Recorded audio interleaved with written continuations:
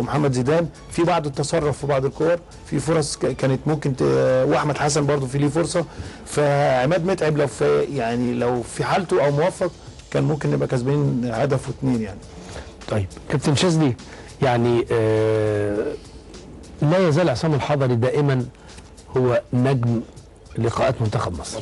يعني منتخب مصر الاداء متكافئ، الاداء فيه تفوق دائما، ما نتوقف عصام هو حجر الزاويه دايما في الاحتفاظ بالنتائج. ده كلام صح. يعني ده بيمثل ايه؟ هل بنقول لسه في خلل في احنا بنلاعب فرقه كبيره، فرقه عندها امكانيات زي ما احنا عندنا امكانيات. احنا بنهاجم عايزين نجيب اجوال، ومحمد سيدي بيه لعيب حارس المرمى الخبره بيؤدي زي الحضري الناحيه الثانيه، مع اختلاف ان احنا طبعا نظرنا كله على الحضري كمصريين يعني، فمتابعين ونطلع 3 كور. الهيد الاولاني ضربه الراس اللي شوف سيدي يعني لعيب كره عالمي، راس حرب عالمي بيعمل دبل كيك مش معقول يعني. فالجولين مميزين بالنسبه لهنا وهنا، لان الجيم مفتوح طبعا، ما فيش تكتلات دفاعيه في فرقه مصر زي ما قال الكابتن حسام، ان كلها خبرات لا جديد فيهم، هم العناصر هي المميزه اللي موجوده خلال ال5 سنين اللي فاتوا. هي المشكله بالنسبه لنا ده طبعا هدف تسلل زي ما بيقول الكابتن جمال الغندوري انه بالشعر، يعني تشوف ايه الشورت وشوف الفانيلا وشوف الحاجات دي.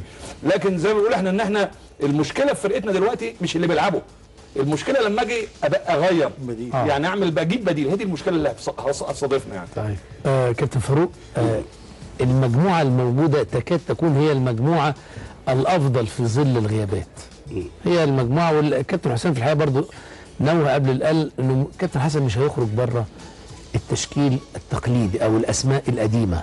مين اللي ممكن يضيف من الخارج زياده في الفعاليه؟ طبعا انت عايز يعني الشوط الثاني هيختلف الاداء اكيد. انت النهارده بذلت معدل اللياقه البدنيه والجري كان عالي قوي الشوط الاولاني، فريق بيلعب جيم مفتوح. انت عايز مسانده من نص الملعب، اللي احنا في زحمه في نص الملعب، عايزين حد مسانده مع عماد متعب او عماد متعب لو هيكمل المباراه. انا من وجهه نظري ان هو يكمل بالمجموعه دي، المجموعه دي فيها عنصر الانسجام، اللعيبه هتستفاد.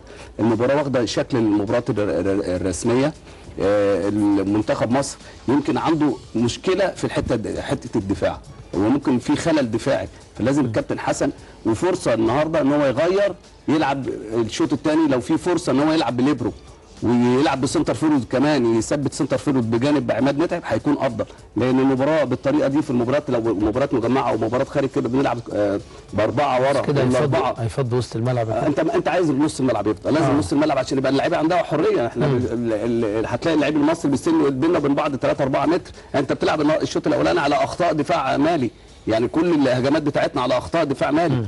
محمد زيدان بيلعب كره داخل ال 18 وجول جول جول جول. عملها النجم العائد حسام غالي، ولكن في ايه؟ في رايه وصفاره، اعتقد في رايه وصفاره ولا هدف. مخرج اللقاء راح على الجماهير اللي رفعت كلمه ايجيبت و1-0، ولكن عايزين نتاكد من صحه وشرعيه الهدف. لسه هنشوف اللقطه. هل حسام متسلل؟ فعلا متسلل بعد الشغل اللي عملوه والجرافيك اللي ظهر والخط، ولكن في رايه من المساعد الاول عمر سليمان اشار